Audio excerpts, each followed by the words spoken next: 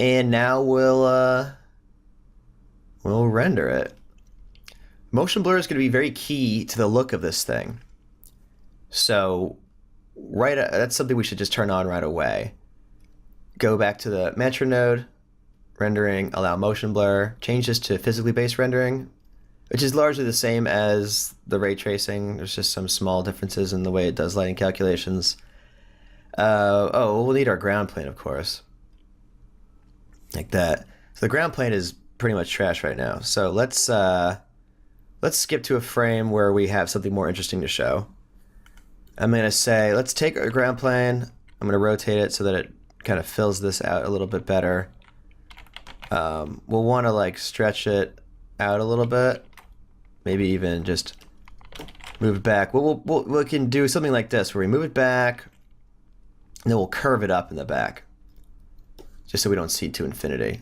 We'll make it a NURBS type to help it look nice and curvier easily. I'll grab these points, soft transform them. There we go.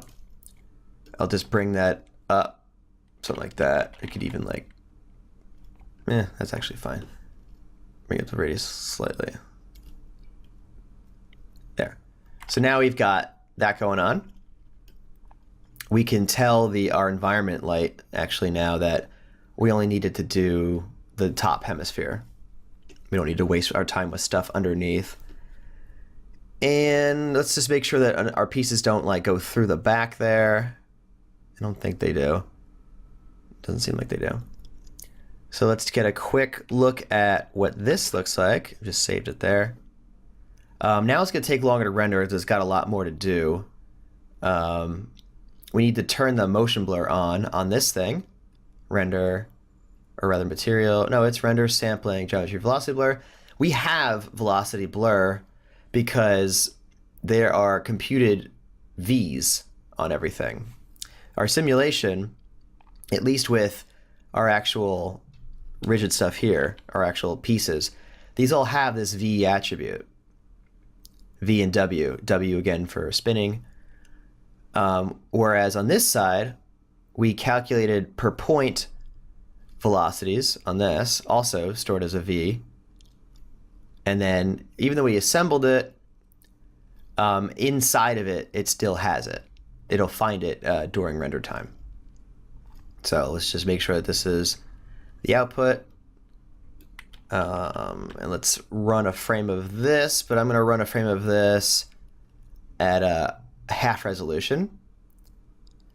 As in previous lessons, we can make takes, and the takes can have different render settings as you try to iterate on this. And this is a perfect reason why we check before we do anything. That's I don't have my ground plane included here.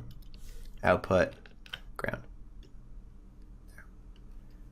So once again, let's see what it looks like just to make sure everything's on the up and up. And I was starting to say you can make a takes system where you have overrides. You can have a low quality render setting. You could have a high quality render setting, and just iterate on where the light placement is, how bright it is, or whatever else you're doing to low quality. And then when you're finally ready to kick it off for the evening, switch back to the high res. But everything seems on the up and up here. And it's all, it's all good. I'm going to cancel it again. And the only other thing I want to make sure is that the motion blur is working. So we'll just find like a more chaotic area here. So something like where it's first smashing into the ground, for example. There we go. And this should be all really a blurry mess, which is too bad because, we spent so much time with all this bending stuff, but such is the life of visual effects artists, is doing stuff that gets lost in motion blur. All right, looks like it's working. I see the individual pieces working, and I see the body. I don't see anything that's like too in focus, as if no motion blur was being applied to it. Cool. So I'm pretty confident that this is working. And I would say we should be ready to go. We don't need to render this first frame, but I'm gonna just keep it in anyway. Otherwise, we could have it start in frame 2 or something. We'll go back to the full resolution. Some quick and dirty settings that you might want to do would be like reflect limit, because the light will reflect, or our camera rays rather will reflect off of the glass and much of the metal.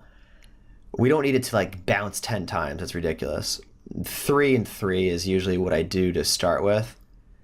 Like we want to see through the glass and then through another piece of glass, so maybe even keep it to 4.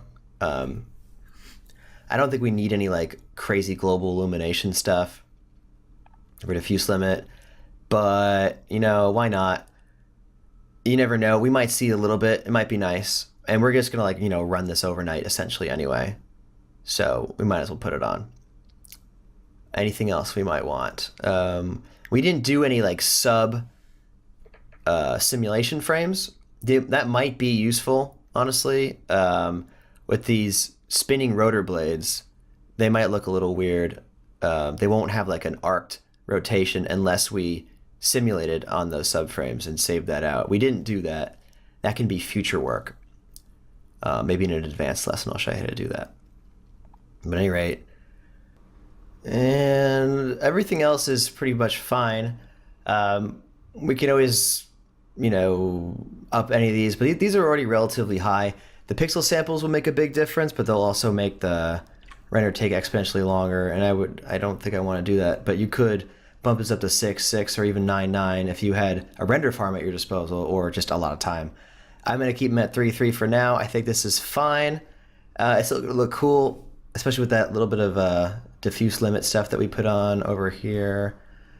And yeah, so let's render that, and I'll see you tomorrow. So here we are, the render all done. Kabloosh. All good. And I know I said that I wasn't going to make any more tweaks, but I actually did do a couple more. I ended up using this blue cloth material for the chairs instead. I felt they were standing out too much in my render otherwise. So yeah, that was just a blue cloth here thing, and I swapped out the plastic for that. Also, I actually did end up doing 6.6 for the sampling. There we go, 6.6, and actually probably one of the more important ones, which I think is interesting and it might apply to you as well, is the shutter time on the camera I brought down. The default, I believe, is a half. That means it's going to motion blur half of the frame. This instead is an eighth of the frame. Considering how fast this thing is moving and how bright it is anyway, it made sense to bring the motion blur down quite a bit. So we still have motion blur, as you can see, coming in, but I really wanted to show the impact, and it's just too much of a muddied mess otherwise. So anyway, here it is, the final render. It does include the first frame there, which I guess we really don't need. So I'll just, there we go. Now it starts at frame 2. And here it is. So I hope this lesson was helpful. There's so many things about learning constraints that it's kind of difficult because it's like I said earlier, it's not that well documented, especially things like making the rest length 0 or really how to effectively build up those little granular pieces into systems that, break the constraints when this happens, or apply, this kind of material to these pieces and build that up into like some super system. There's a lot of grains. There's literally powerful bullet grains here, but it takes like a good system to really make it useful. This ends up like something like this. Denting, not built in, deformed, rigid surfaces not really built in, all that stuff. So anyway, I hope you enjoyed the lesson. It's a lot of insider info in there. I'd love to see what you come up with it. And yeah, just hold on to this setup as like a template too, and then just make changes to it. You don't have to rebuild it every time you do a project. Obviously, you just change what you need to. So I'm rambling again. Yeah. There's an optional chapter coming up next that's just about how to export to Maya, if that's something you might be interested in. Otherwise, I'll see you next time for Applied Houdini.